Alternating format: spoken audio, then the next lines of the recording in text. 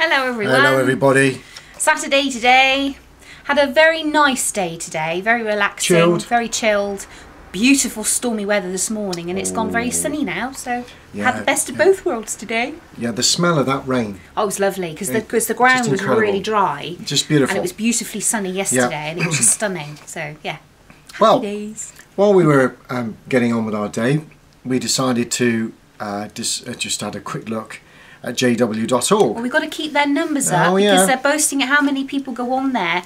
I still have a theory that the majority of people that do are apostates looking for usage of their material, as we do, because we wouldn't want to use apostate material for any of this, would we? No. We use your material to counteract and counter-argument the things that you are insidiously putting out there. Especially to the general public, ones that aren't actually in that net yet. No, the vulnerable, the ones, those that are incapable because of through ignorance of not knowing exactly what this organisation is truly about.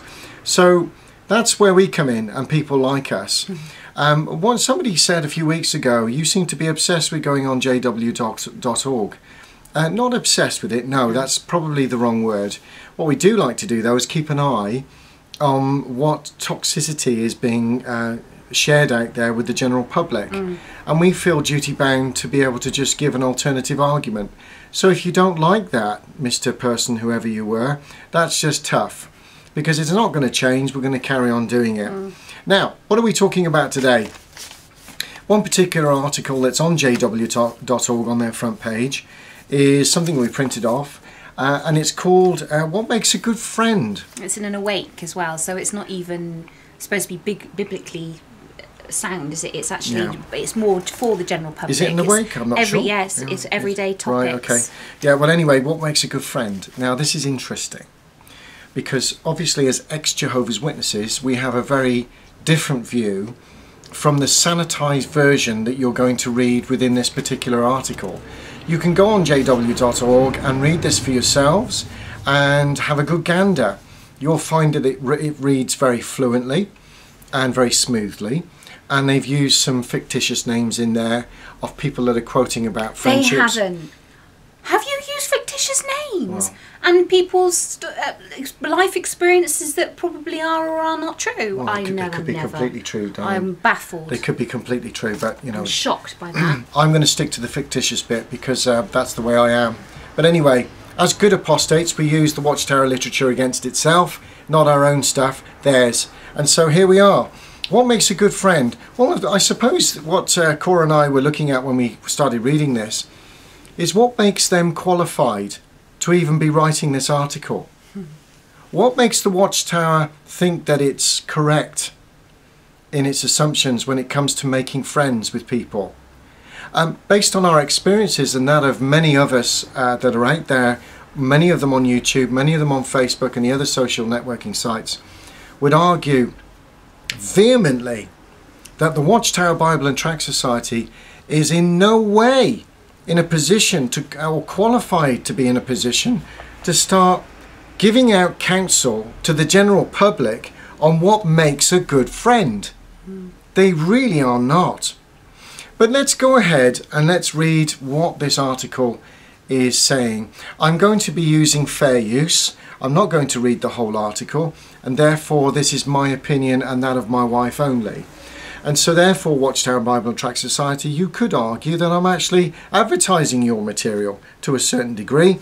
But of course, by the end of this particular video, we'll show quite clearly that people need to keep a very open mind when it comes to your view of what makes a good friend. Okay. Starting on the front page there, remember we started reading this, didn't we, darling? It talks about a 42-year-old woman in Britain who posted a suicide note on a well-known social networking site.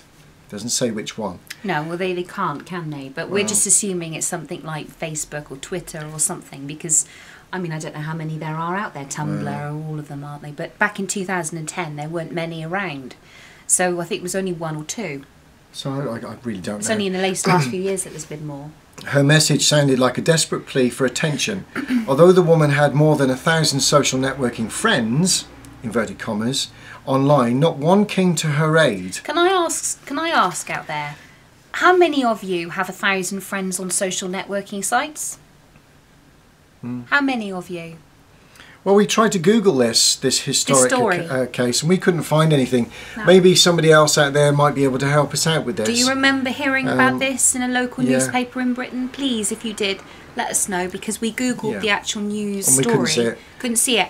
In fact, what was interesting is every time we put these particular, no matter how many different ways we turned these particular facts around and put them into a Google search for news, it kept coming back up with this Awake magazine. Makes a good friend. It's like, I know.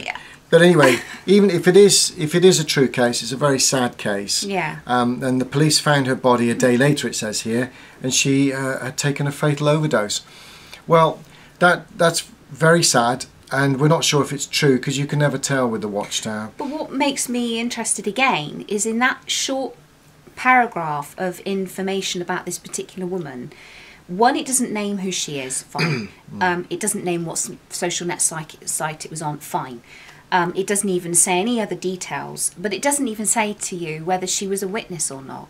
Now, this could have been a Jehovah's Witness. This could have been a Muslim. This could have been anybody out there in the world. But if it was a Jehovah's Witness, you can guarantee they wouldn't be using it as an example. No, they wouldn't be. No, but there you go. But what are they trying to get at? Well, they're setting the scene there that obviously having friends and in modern technology is, as far as they're concerned, doesn't work. And this is the premise, and this is the real foundation to this particular article. Well, anyway, I said I'll keep it to fair use, so I'm not going to read the whole thing. You can read it for yourselves on jw.org. But if you go into some of the subheadings here, it says, 1, show that you really care. So it's giving you advice here on how to make true friends. Okay, so I'm going to quote just a part of it here, and just as this the first point. A true friendship involves commitment. In other words, a good friend feels a responsibility toward you, and he really cares about you. Of course, such commitment is two-way, and it requires hard work and sacrifice on both sides. But the rewards are worth the effort. Ask yourself, am I willing to give of myself, my time and my resources for my friend? Remember, to have a good friend, you first of all need to be a good friend. Couldn't agree with that more. Could you, love? No. Couldn't agree with that more. Totally agree. Totally agree with that. Sounds completely okay to me. What people look for in a friend? Well, we come on to Irene, and then we come on to Alfonso. Well, hang on, wasn't Alfonso one of those? Oh no, it was Francois. Sorry, that's right. Another article. That's the one where they're bombing all the. That's right, anyway, yeah, I digress. Like cultivating a beautiful garden, building a friendship requires a lot of time and care. Keep these thoughts in your head as we're reading this. Start by wanting to be a good friend yourself. Be generous in showing affection and personal interest. Interesting. Alfonso, I'm cutting it dead there. There's loads more. Alfonso then goes on to say modern day society encourages egotism rather than altruism. So it means a lot when someone takes a sincere interest in you without necessarily expecting anything in return. Takes a sincere interest in you. What does the Bible say? Luke chapter 6, it brings out there 31 to 38. Just as you want men to do to you, do the same way to them. Yeah. Okay. And practice giving, and people will give to you. All right. Well, that's not always necessarily the case. No. Especially as we know within the Watchtower, you can give all you want, but do you get it back? Interesting debate. Now, what we found ourselves doing with this, and we don't want to ramble, is that as we were going through this document about what makes a true friend, we found ourselves going off a cliff with it every single time we started reading it, because the depth of subject matter in so many different areas comes into play. Yeah. About honesty, about what true friends are, about the diversity of friends, about being able to make friends, about the longevity of friendship and what it means to have true friends, those that you can turn to and honestly turn to, who will back you up no end. They will be there for you. Through thick and thin, good times, bad times. They will always be there, and they will make sure they're there. Now already you might be starting to, if you're familiar with how the Watchtower works, you can start to see where we're going with this. We go back to the original question, what makes them qualified to be able to write this article. Really. Okay, so we've just talked about what the Bible says there, and being a good communicator, it says that a true friendship can flourish true friendship cannot flourish without regular communication. Okay, let's stop there just for a second. Let's look at that sentence again. A true friendship cannot flourish without regular communication. How true? How very true. So here's the debate. When it comes to shunning, and you have a lifelong friend that you've known, as we said, for life, and suddenly you're now in a position where you have to shun them over something that they might be finding very hard. It could be a sexual matter. It could be any type of matter. They're finding it very difficult to deal with, but because you're a Jehovah's Witness, you're going to have to turn your back on them. You really are. So that lifelong friendship, as far as we're concerned, is conditional. The reason we say this, we've had so many different experiences personally, but also there's a particular YouTube user called Muscle Max, and he is absolutely such a nice guy. Genuine, we love Muscle really, Max. Really lovely guy. Lovely Think guy. the world of him. Love you. How you doing, Muscle Max? Hope you're well. If you're picking this up one day, we think the world of you, and we're using, I hope you don't mind, but we're using your experience as an example because you've publicly brought it out in some very moving videos in the past. Yeah, and he's never been a Jehovah's Witness, and the reason he has taken an interest in the Jehovah's Witness community and the ex-Jehovah's Witness community is because of his friend that he had for many, many, many years. I think from childhood, if I remember rightly. And this particular very close friend, she started taking an interest in the witnesses and was slowly but surely moving away from her friendship with Muscle Max. So it became very obvious that as soon as she was so in-depthly involved with the witnesses and it came to her being baptised, she actually stopped her friendship with him entirely. Yeah, she just cut it dead. Cut it dead. Yeah. And he has since not had anything to do with her, and he's devastated by that. Yeah. It's left him asking more questions than he's got answers for. Yeah, he's bereft. He is. He's bereft of somebody that was very, very close to him, and he feels that the Watchtower Bible and Tract Society has stolen his friend from him.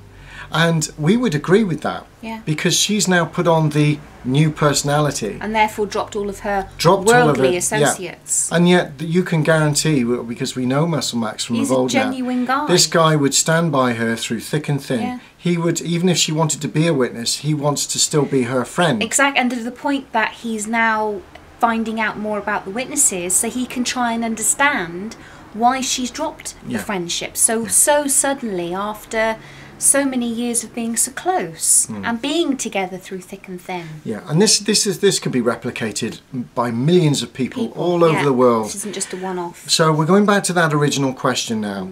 What makes the Watchtower qualified to be able to talk about what makes a good friend? True friendship. Because all they do, all the way from the insidiousness of a general publication like this that could probably be peddled on our high street this afternoon on a Saturday.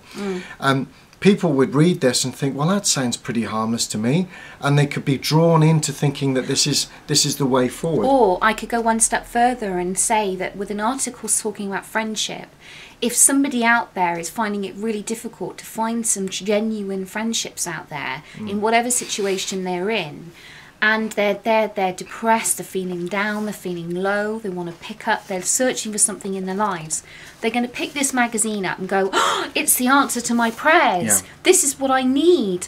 This is exactly what I've been asking the questions about. So automatically you're hooked.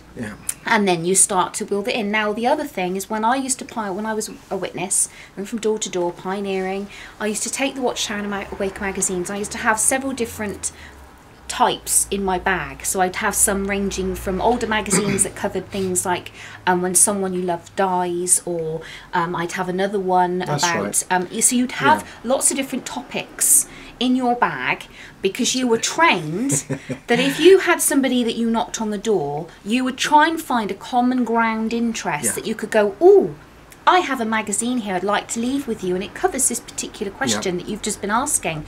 That way, suddenly they look at you and go, you were meant to turn up on my door today. You were. And this was definitely something inspirationally inspired by the Lord. It must be, because how would you know to bring that magazine? So it's a slam dunk. You've got the person where you need them. You've got the vulnerable. You've found the subject matter. You've got the material for them. Bang, you're in there. And suddenly you start befriending them. And this is where the Watchtower thinks friendship is. It's about converting that person from where they are into what you are as a Jehovah's Witness.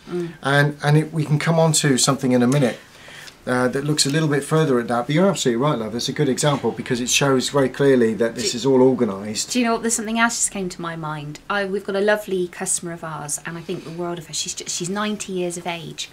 And this is off subject, but it's not in another way. You'll understand, and you will too in a minute, Annie. Don't get worried. I'm not going down a cul-de-sac. Do you like my cul-de-sacs then? She's lovely, and I've been doing some work for her that I wouldn't normally do for everyone, but I think the world of her, and I just love her company. She's got so many history experiences that she's telling me that I'm just absorbing it like a sponge. It's lovely. She's got a friend, and it was just one out of the blue one day. I started talking to her. Mark was there with me doing some work. And she just suddenly mentioned about something. And we were in London recently talking to a load of people about the blood issue. And she said, oh, my dear, I don't know. Anyway, we got into a conversation. It went on, and we sort of said we're ex-Jehovah's Witnesses. And she said, oh, you're not. I've got a friend who's been studying with the Witnesses now for 4 years. Oh, my dear, I'm so concerned for her. And she started explaining, and I said, well, you know, that's the situation. Anyway, eventually, we managed to meet up with this lady, and it just came out that I was an ex-Jehovah's Witness in conversation. And the more and more we talked, the more she was asking questions. I wasn't ramming it down her throat. She was asking me questions. And at the end of it, she said, well, how am I going to tell this particular witness lady, I won't name her, that I no longer want to be a Jehovah's Witness? She was more concerned about this Jehovah's Witness that she'd made a friend with, about letting her down, than anything else. Because she'd built up a bond of friendship with this woman. And I remember you telling me that your customer, our customer, the elderly lady, was worried that she was losing her friend. Yeah, she's gone very strange, dear. She won't even celebrate Christmas or birthdays or anything anymore. But at the end of the conversation, she turned to our customer and said, you'll be getting your Christmas card this year, Kay. Yeah. And I thought, ooh. Well done, darling. So bit of a witness in there, but she was concerned about this witness friend. And after an in-depth conversation, those people, those two ladies now, are still friends. They're really good friends. They're good friends, and they will stay friends because the Watchtower can't break that bond. No. Because we've basically shared. They would have broken it. They would have had to have broken it. And she could see her friend, like Muscle Max, she could see her friend getting less and less involved with her on things that they've always done. They've known each other for 15 years. And a 4-year study with this other lady who's a witness, and suddenly the friendship's going from being so closely bonded that she's seeing her friend drifting away from her. There you go. That was just an experience of something I knew. Yeah, that's a very good one. But anyway, you did the right thing, and you brought these people into some knowledge to say your friendship is about to be dispersed forever. And what was interesting, she did say actually, I have had some doubts about certain things, and she went on about obviously the memorial not partaking. She couldn't understand that because she'd always been a churchgoer herself, so I soon put her out on that. But we know that obviously within this book here, that obviously as you get closer into baptism, you're going to be tested on whether or not you've given up all of your friends. And we're going to come on to one particular page in a minute, just to give you an example of how close they are to being able to sever friendship, whether or not they're outside worldly, so-called worldly people, or inside the organisation.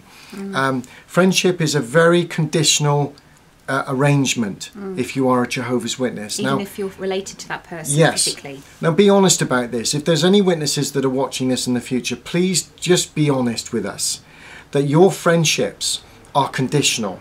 They are conditional around an absolute marauding mass of rules, that any one of those that gets broken, this individual that could be your lifelong friend is then instantly not your friend, and you will turn your back on them.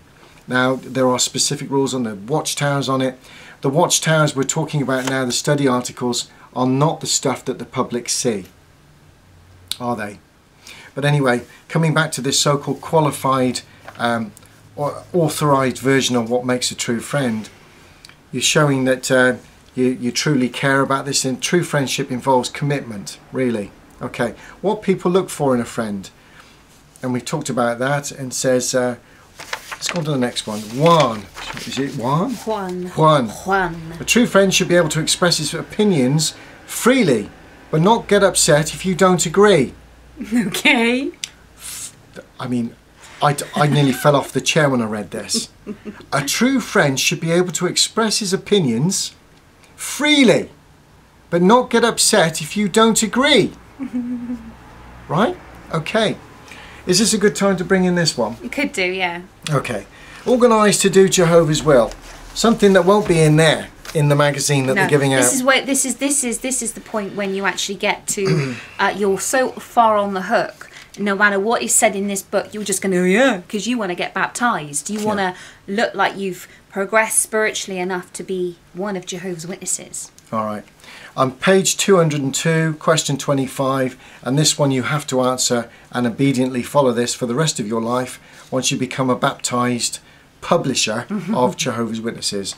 In addition, and I quote, in addition to confessing his own sins, each Christian has what responsibility regarding serious wrongdoing by others that could threaten the spiritual or moral cleanness of the congregation.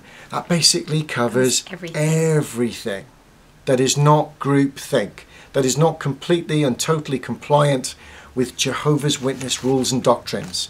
So if you've got a slight doubt over something, blood, chickens, the pet cat, that isn't in sync with what Watchtower says, then it could be a spiritual or moral cleanness issue within the congregation. So what should you do?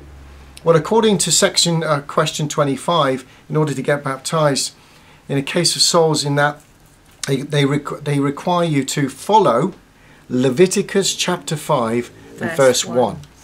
Which basically says, in New World Translation, in case a soul sins in that he has heard public cursing and he is a witness, or he has seen it or has come to know of it, if he does not report it, then he must answer for his error. They've quoted Leviticus chapter 5 verse 1. Well, what we're going to do after this video is do another video on the laws in Leviticus. Yeah. But it also says there about he must answer for his error. He must answer for his error. So it suddenly becomes your sin if you've seen something and don't report it to the elders. Yeah. Now the reason we mention that is because this is Jehovah's Witness policy. And this document here is in complete contrast to what it's saying there. It's saying there that a true friend should be able to express his opinions freely, but not get upset if he doesn't agree. In other words, this is how I feel. This is how I want to live my life. I'm your friend and I'm sharing with you how I want to live my life, but I still want to be your friend. Now, according to that, page 202, section 25, if it doesn't fit in with any of those particular areas or could be even seen as a potential threat to a doubt or the uncleanness, as they call it, within the congregation, uncleanness in many areas of Jehovah's Witness doctrine means something that doesn't comply with their way of thinking. Okay? It doesn't even have to be that serious. Then you're to turn your back on him. You are to go to the elders. You are to have 3 men judge this person and actually put them through a judicial Well, you've already hearing. judged them, because you've already judged what it is they're doing as something that you should be telling other people about. And that's friendship in the Watchtower Bible and Tract Society. That is where the friendship starts and finishes. And every single publisher knows that. So when it comes to true friendship, if you were a Jehovah's Witness following this advice in their most modern magazine, you couldn't be a Jehovah's Witness. You can't. The two don't make any sense. They work.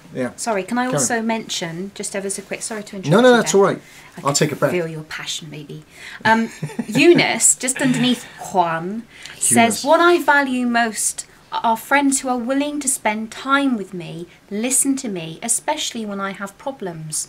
Okay, but you see, if you're doing that and expressing those problems to another Jehovah's Witness, then go back up to the Organised to Do Jehovah's Will book again, and you should be now, if he's expressing his problems and things of a personal nature that as a friend you're listening to with this confidentiality and this thing where somebody can open up to you as a friend and express exactly how they're feeling, those things are secret and private between the two of you. Yeah. But you see, going back to the Organised to Accomplish Your Will book, you've now got an obligation that any of those things that you think, well, actually, spiritually could be a weak, stumbling moment, you have an obligation now to go to the elders with it. Yeah.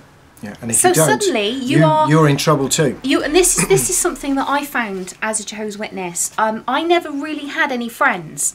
The reason being is because the ones that I used to talk to on a loose conversation, they'd be talking about other brothers and sisters in the congregation and gossiping and doing lots of things, and it used to wind me up because I didn't like gossips. Never have, never will. Yeah. When somebody tells me something in confidence, it stays with me in confidence. Yeah.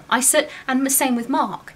Mark had many conversations with a particular elder who's no longer an elder, and after those conversations I would never ask Mark, what was he saying? What did he say? Because that was Mark's friend. Yeah. Mark's friend and he were having a conversation that had nothing to do with me. He if they wanted me to know, I would have been involved in that conversation. Yeah, so it stays private. Shared between just the two of us, and that's the way it's going to be. And that's the way it should be. Yeah. But according to them, you shouldn't be doing that. You should be going to them with that's what all friends this are. Information. That's what true friends are. Yeah. And here's just one. I'm conscious of the time. I'm looking at how quickly the time is going. So we're looking here. I'm just finishing off, and I've said that we would just use parts of this particular publication. Have realistic expectations. The closer we get to a friend, the more likely we are to see his flaws. Our friends are not perfect, but neither are we. Therefore, we should never expect or demand perfection from people we befriend. Rather, it is good to cherish their virtues and make allowances for their mistakes. Okay? Those are the words that the Watchtower is using for the public. To make allowances for their mistakes. Page 141 of the Organising Jehovah's Will book. And I quote, and this is about school activities. Okay? How different, what a polarisation of views between what they've just said. Accommodate your friend. Look after him. He's not perfect. They're going to make mistakes. They might have a different view from you, but they're still your friend. So don't expect them to be perfect, because they won't be perfect, and neither are you. Okay? Sounds good. Right. What does 141 say? Last paragraph. You can read this yourself if you get one of these books. To keep separate from the world while in school, young witnesses should consider the danger of being involved in extracurricular activities. Classmates and teachers may not always understand your decision not to participate. However, pleasing God is what counts. This requires that you exercise your Bible-trained conscience and stand firm in the resolve not to become involved in worldly competition or nationalistic processes or practices which violate Bible principles. By listening to the scriptural counsel of godly parents and benefiting from good association and all the rest of it. What am I getting at here is that this stuff that they're writing to the public is very different. By the time they get to this stage, that goes out the window. That goes out the window. These are chalk and cheese. We wrote a list of all the people. When it says that it's good to have a diversity in friends, we wrote all the people that they would say you would not be allowed to be friends with. Yeah, so it's a case of...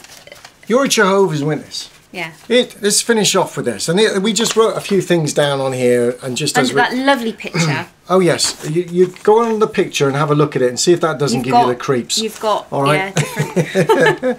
Anyway, we'll come on to the Levitical You'll see what we mean later. Yeah. Okay. These are the people that you can't be friends with once you become a Jehovah's Witness. Now, it might go off the video in a second, but we'll make sure we do two and merge them together. Disfellowship people. Atheists. Agnostics. College friends. Workmates. People of the opposite sex and the same age. Gay people. Muslims, Mormons, Scientologists, Moonies, hippies, Wiccans. In fact, any other religious belief system outside of your own.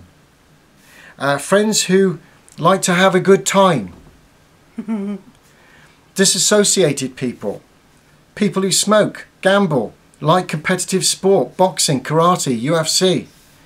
People who drink. Well, maybe that one. Well, yeah, they tend to levitate towards people of the same kind of... Watching films which could be deemed violent. Yeah. Video gamers. These are all people that would be followed under Leviticus 5 verse 1. You turn to any of these and you lose your friend immediately. Well, that paragraph there says the Bible encourages us to reach out to people of all kinds.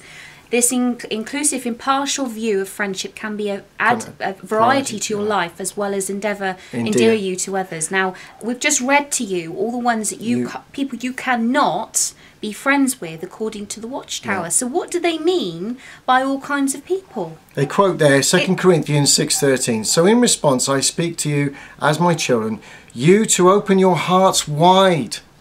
The Bible encourages us to reach out to people of all kinds. This inclusive, impartial view of friendship can add variety to your life, as well as endear you to others. And we just mentioned all those type of people you've got no chance of being friends with. You can't be friends with. For example, if you were you were at work and you suddenly made friends with somebody at work, you can't go and socialise with that person after work. You can't go on work dues. They're a no-no. You can't, if this particular person had a wife and 4 children, say.